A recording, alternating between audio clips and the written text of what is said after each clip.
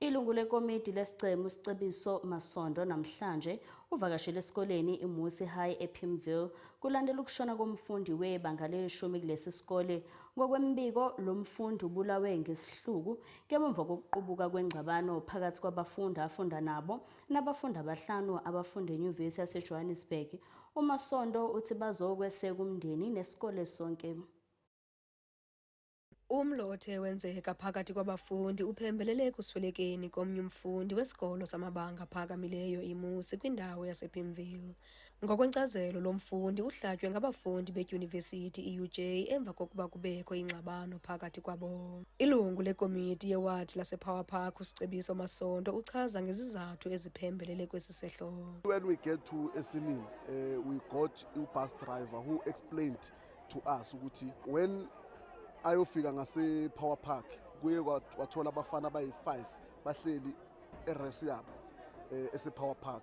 5 guys abama student ase UJ la Soweto campus, they entered the bus and requested to driver ukuthi ayoba dropper la bazothola khona utshwala because they were drinking. When the driver refuser nabantwana ba refuser inside the bus, but no siyahamba siyemakhaya sijahile nanana, that's when bathathela igcoko emakhanda, all of them. Labantwana bayehla bonke ebhasini, even abase from park, and they recruited abantwana basemtswalithi. They went back to these guys ababathathele igcoko bayodemand igcoko zabo. So obviously they were having ama weapons, bafike bashaya these guys bafuna igcoko zabo. So that's when impictale khona, and then babagijimisa ke up until they found this one guy endleleni bamgwaza ke bamshanga amatshe nangama golf stick up until aluze impilo yakhe. uMasondo uthi bakuthetha-thethwano nesebe lenkonzo yesipolisa kwaye esithi iingxelo zokubanjwa komnye umfundi zinqiniwe leli sebe. We were told yesterday that there are 2 arrested. They are appearing to a court today. So today we got the information from the investigating officer because we went to the police station at Kliptown yesterday. We can confirm that there are 3 suspects that are there.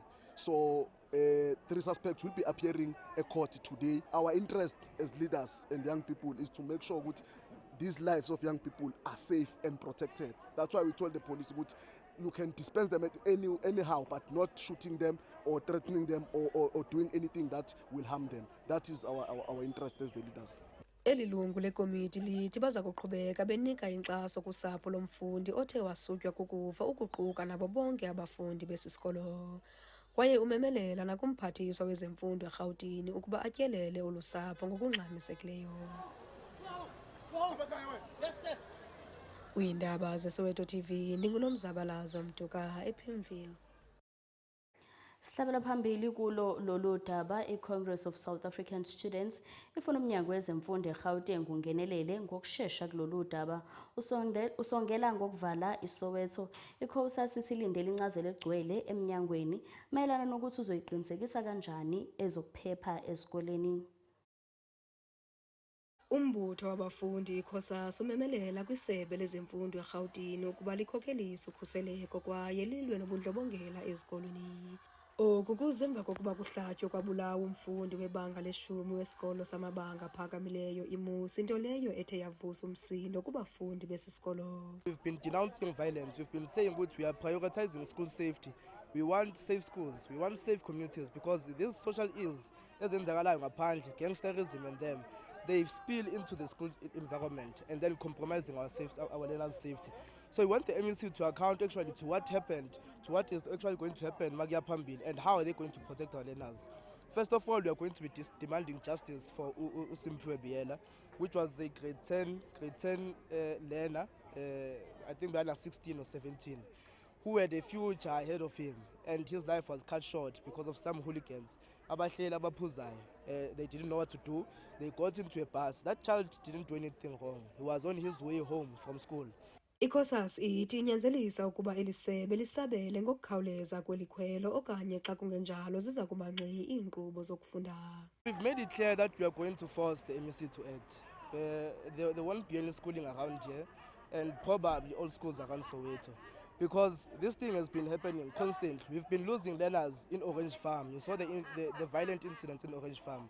Yesterday, before I came here, I was attending another court case, a report court, at Snake Park, where a learner was killed. And it's not the first time. Lapayana, Etsepesong, there's another 3-year-old that was killed. So there's a big problem of violence in our communities. The premier must also come down and say, denouncing violence in our schools. They must actually give us interventions on how they're going to deal with the violence in our schools and how they're going to identify these people. So now we need the MEC, first of all, to tell us how are they going to actually work with community safety in solving these problems.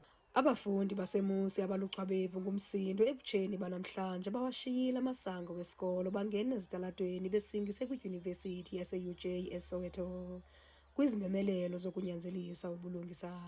Kusenjalo amapolisa nawo angxangile ukubeka le mo esweni. Kwiindaba zeSoweto TV, ndinguNomzabalazo Mtuka ePimville.